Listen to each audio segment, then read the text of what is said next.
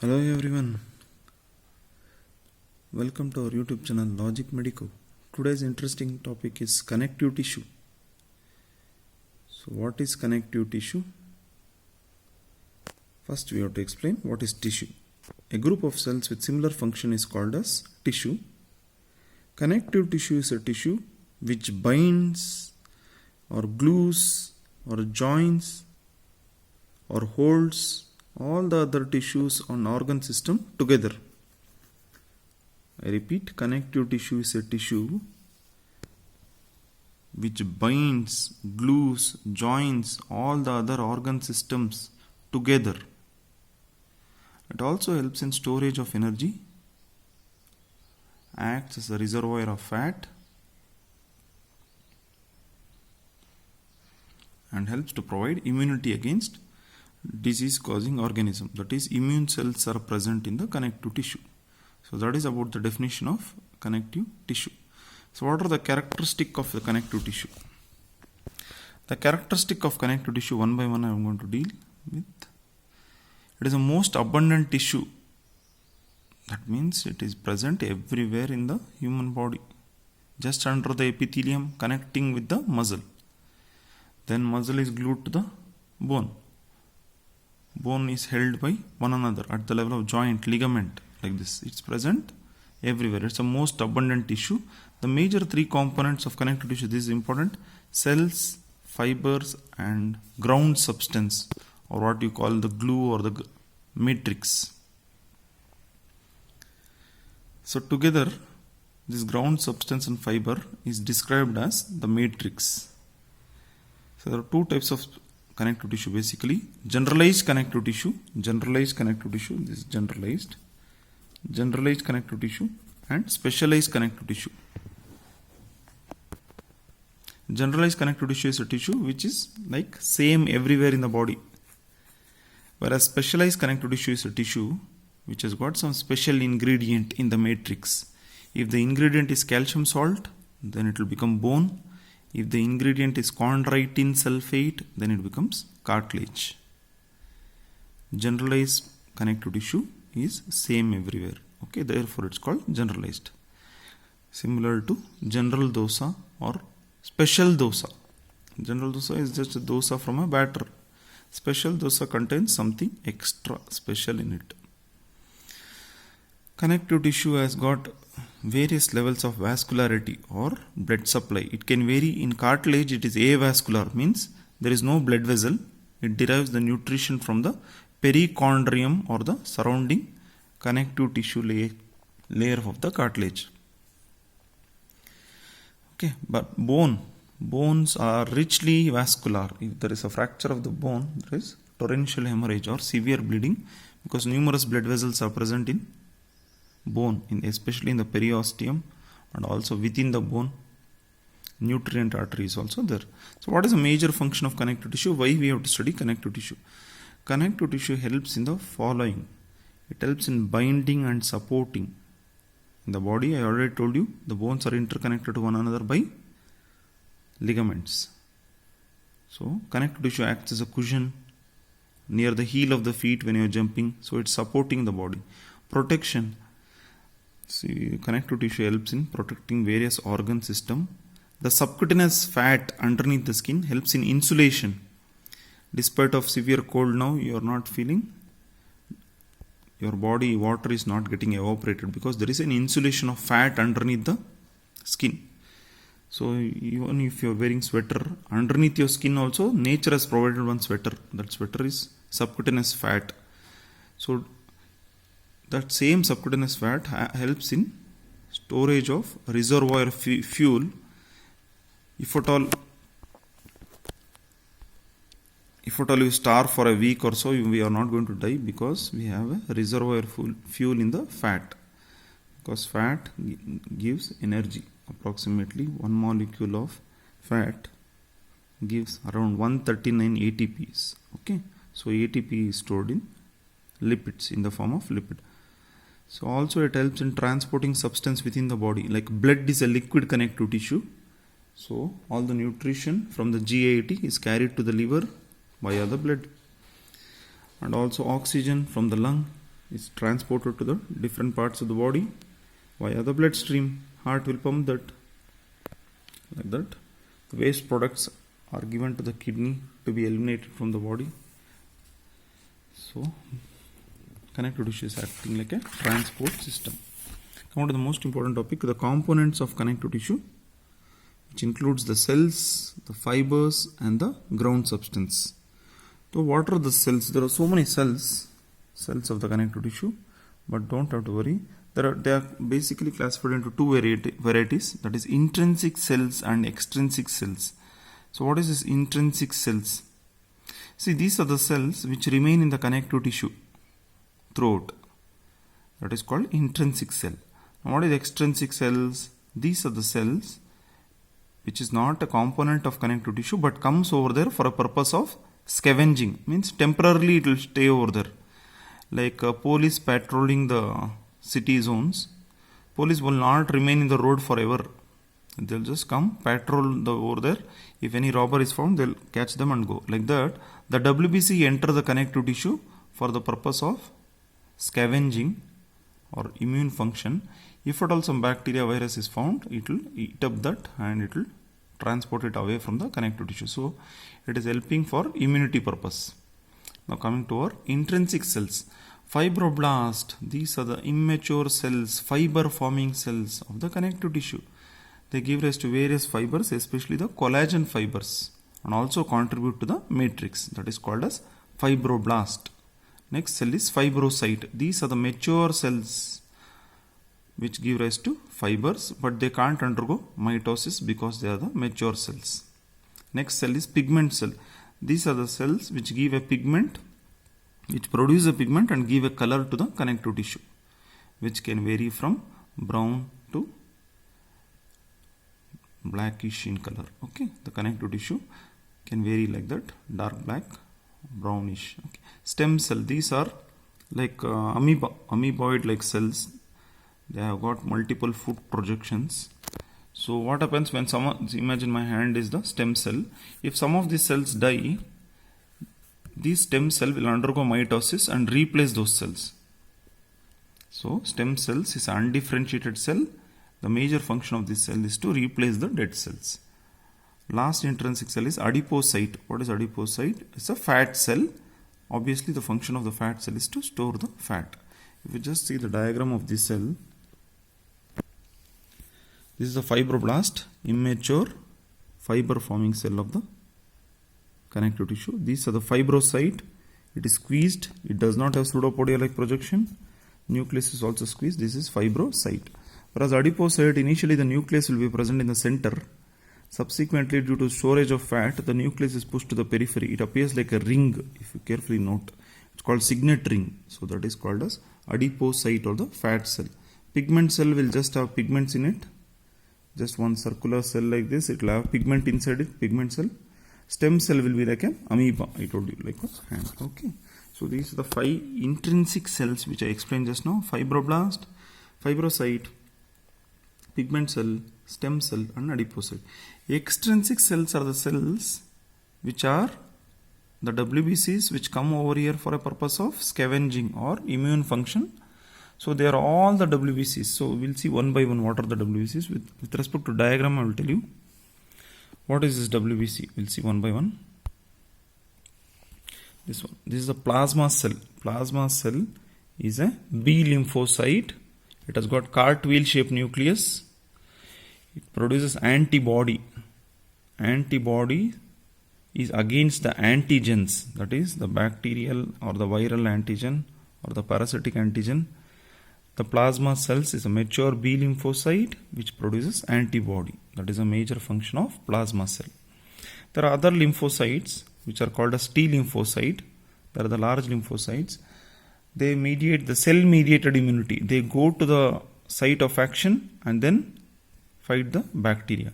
So the large lymphocyte cannot fight the bacteria by itself. It requires the help of a macrophage. It contains a kidney shaped nucleus. The macrophage, large kidney shaped nucleus. It's the largest WBC. It contains a large kidney shaped nucleus with multiple lysosomal granules in it.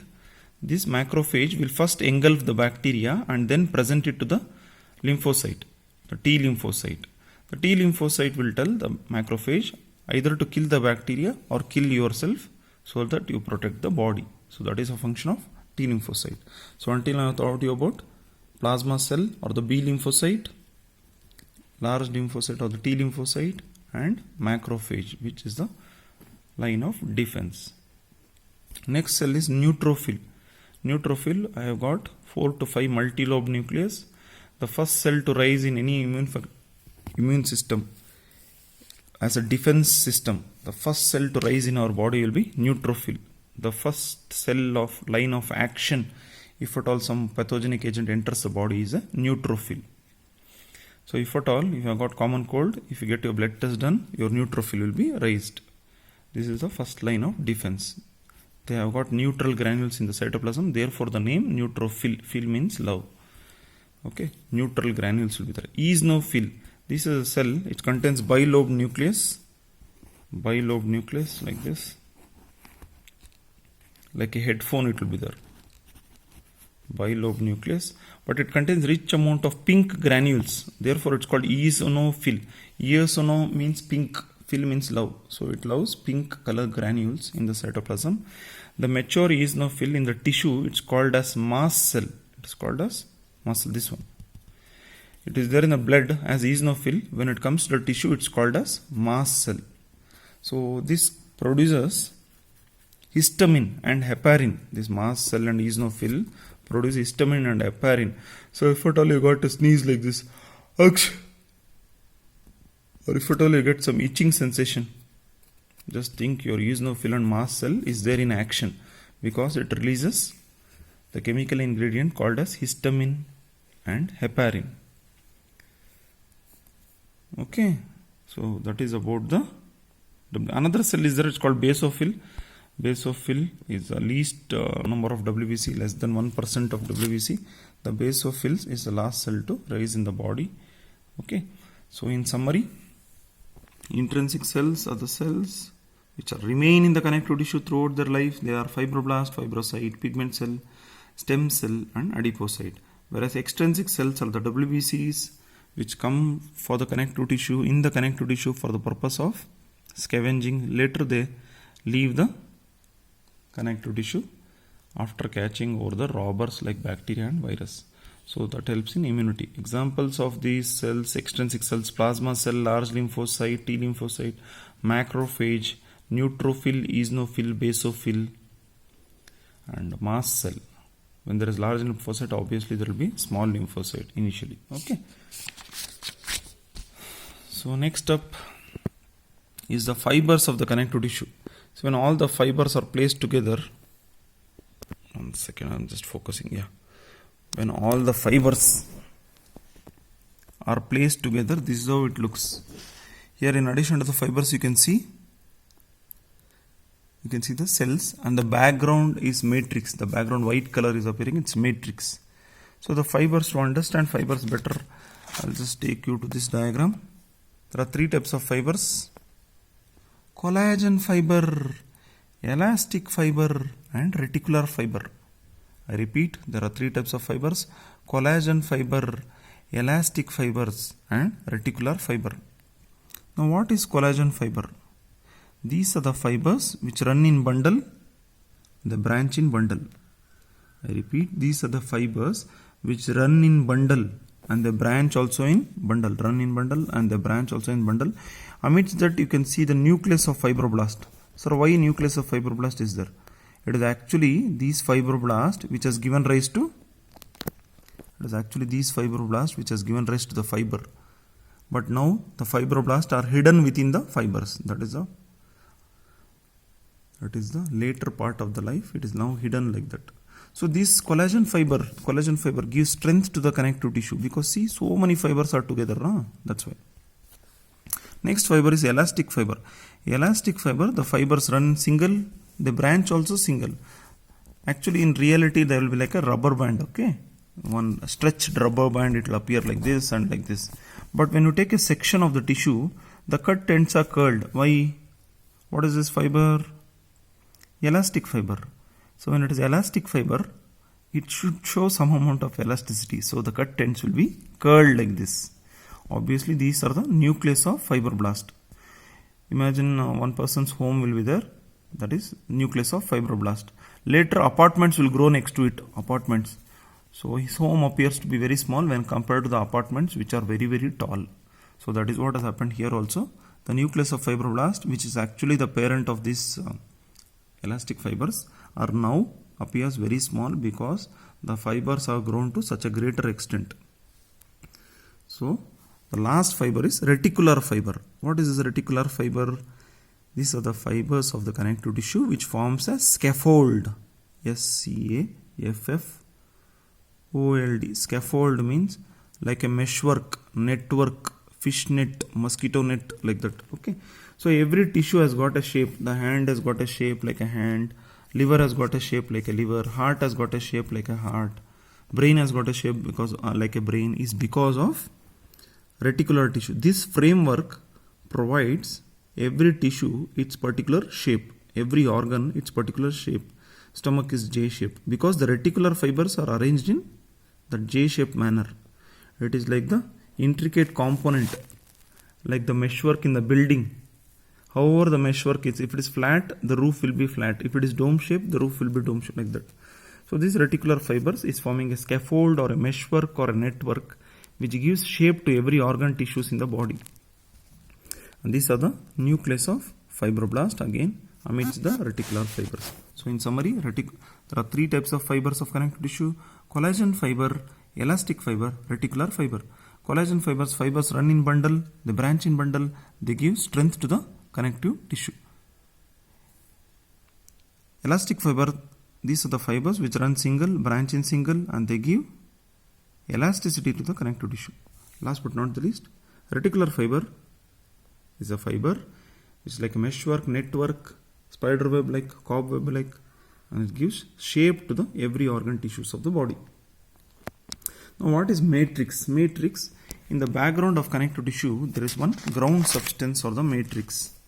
In the background, you can see this background. This is the matrix. So this is the matrix. So what is this matrix? Like the oil in the food is in the background. That is similar to that here. The fibers, you can see the collagen fiber, the elastic fiber, the entire reticular fiber, all the cells, all the ingredients of the food is floating in the oil. So like that, all the ingredients, the cells, the fibers are all placed within the matrix or the ground substance. So the cells are free to move, the fibers are dynamic to act. So therefore connective tissue is soft. If you pinch the skin, it is soft, it's going to come off out of its place because it is having, underneath the skin there is dermis. Dermis is made up of connective tissue. So this matrix is made up of a complex mucopolysaccharide called as glycosaminoglycan.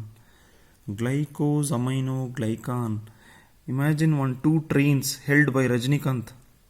Glycose means one polysaccharide. Another glycan means polysaccharide held by an amino group. Amino group is Rajnikant. Glycosaminoglycan is a mucopolysaccharide. It is a complex polysaccharide in which there are two polysaccharides, two long chains, which will be held by one amino group. So it has got rich amount of negative charge in it, which can hold water, thereby giving a soft texture to the connective tissue. So I told about the cells, I told about the fibers, I told about the matrix. Now last part for today is the classification of connective tissue. Connective tissue is classified basically into four types. I already told you the generalized connective tissue or the connective tissue proper, which includes the loose connective tissue where the components are loosely packed. It's called loose connective tissue.